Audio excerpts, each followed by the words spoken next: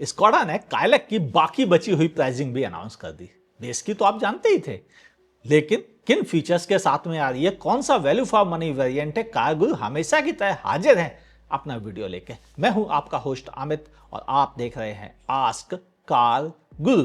Kylaq का जब launch किया गया तो उसके बेस वेरिएंट की प्राइस बताई गई है, शायद महिंद्रा को कॉपी कर लिया इन्होंने भी। वो भी बेस वेरिएंट की प्राइस बहुत कम रख के लोगों को कहते आ जाओ आ जाओ आ जाओ। तो स्कोडा ने भी यही किया। 7,89,000 प्राइस बताते ही सब लोग खुश हो गए, वाह मजा आ गया। लेकिन उसके आगे का आज तो अब आगे की प्राइस मैं आपके साथ शेयर करता हूं, जो स्कोडा ने अभी अपनी लाइव वेबकास्ट में मेरे साथ डिस्कस की है। और इसकी प्राइसिंग स्टार्ट होती है 9,59,000 रुपीज सिग्नेचर वेरिएंट की। क्लासिक की तो आपको बता ही चुका हूं। इसका अगर ऑटोमेटिक लेते हैं तो इसकी कीमत है 10,59,000 रुपीज। सिग्नेचर के बाद है सिग्नेचर प्लस वेरिएंट, जिसकी कीमत है 11,40,000 रुपीज मैनुअल की, और ये टॉप वेरिएंट नहीं है। इसकी ऑटोमेटिक कीमत है 12,40,000 रुपीज, यानी 1,00,000 रुपए फिर जोड़ दिए। अब आता है इसका top end variant. Ex showroom price है 13,35,000 रुपीज, और इसके ऑटोमेटिक की प्राइसिंग है 14,40,000 रुपीज, यानी यहां 1,05,000 बढ़ गए हैं। अब जब इतने पैसे बढ़े हैं तो जस्टिफाइड कैसे होंगे? देखिए, ऑटोमेटिक अच्छा है और इसीलिए मोर देन 65% स्कोडा फॉक्सवैगन के कस्टमर्स ऑटोमेटिक खरीदते हैं। कतई मैनुअल नहीं जाते। वो मारुति, टाटा, होंडा, महिंद्रा, टोयोटा और होंडा की तरह मैनुअल नहीं खरीदते। उनको मालूम है स्कोडा फॉक्सवैगन से चलना है तो ऑटोमेटिक खरीदो और मस्त चलो, क्योंकि मैनुअल में ना तो मजा आएगा, ना ही गाड़ी का मजा मिलेगा, ना ही चलाने में कंफर्ट मिलेगा। और इसीलिए पूरी भीड़ जाके ऑटोमेटिक खरीदती है। और मेरी भी सलाह है कि वो सही काम करते हैं, गलत नहीं कर रहे, क्योंकि ऑटोमेटिक रियली अच्छे हैं और मैनुअल क्लच की वजह से। तो फिर आपके लिए भी रिकमेंडेड ऑटोमेटिक ही है कार गुरु की तरफ से, मैनुअल नहीं। अब आप ये समझें कि कौन से वेरिएंट में क्या क्या फीचर्स मिल रहे हैं। तो जो मेन बेस वेरिएंट है इनका क्लासिक के नाम से, उसमें तो कुछ भी नहीं है, म्यूजिक सिस्टम भी नहीं है, एक आपको नॉर्मल स्टील व्हील मिल रहे हैं, इसके अलावा कोई फीचर्स नहीं है। हाँ, एलईडी लाइटिंग जरूर आपको मिल रही है। हाँ, 2 ट्विटर दे रखे हैं जबरदस्ती, वो क्यों नहीं हटा लेते, क्योंकि म्यूजिक सिस्टम जो आप दे ही नहीं रहे थे तो फायदा क्या था उसका। तो मेरे हिसाब से कोई लॉजिकल चीज़ें नहीं है। इस पूरी कार में कोई ऐसा फीचर नहीं है जिसके लिए इसकी वेरिएंट की बात की जाए। तो फिर अब वेरिएंट कौन सा जस्टिफाइड हो पाएगा? सिग्नेचर वेरिएंट में आपको जरूर कुछ काम की चीज़ें मिल जाती हैं, जैसे एक 7 इंच का टच स्क्रीन इंफोटेनमेंट सिस्टम मिलता है, जिसमें कि आप तार लगा के एंड्रॉयड ऑटो, एप्पल कारप्ले चला सकते हैं। गुड। इसके साथ आपको 4 स्पीकर और 2 ट्विटर जो बेस में थे वही यहां भी आपको मिल जाते हैं। ये भी ठीक है, कोई कंप्लेन नहीं, यानी टेलीफोनी वगैरह सब आप कर सकते हो। अब और बड़ी बात की जाए तो एडजस्टेबल रियर एसी वेंट मिलते हैं, जो बेस में नहीं मिलते। इस वाले में रियर एसी वेंट मिल गए हैं आपको। Driver side up and down pinch guard के साथ विंडो मिल जाती है आपको, जो पहले वाले में नहीं है। और बड़े फीचर्स की बात करें, कूल्ड ग्लो बॉक्स मिल जाता है, पार्सल सेल्फ मिल जाती है, रियर डीफॉगर मिल जाता है। गुड, कुछ गनीमत है। बाकी ऐसे कोई खास फीचर्स नहीं है जिनकी बात की जाए इसमें। और हाँ, मल्टीपल कलर के ऑप्शन मिलते हैं, जो बेस वेरिएंट में सिर्फ 3 ही मिलते हैं। तो टोटल यहाँ पे आपको 5 कलर्स मिल जाते हैं इस वेरिएंट के साथ।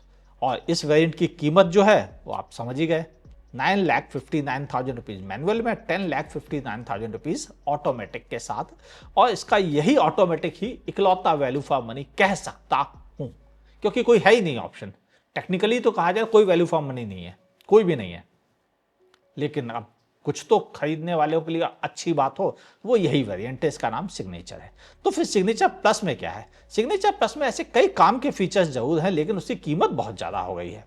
जैसे कि आपको एक बड़ा डिजिटल इंस्ट्रूमेंट क्लस्टर मिलता है, बड़ी 10 इंच की टच स्क्रीन इंफोटेनमेंट सिस्टम मिलता है, Android auto, Apple CarPlay wirelessly मिल जाते हैं आपको।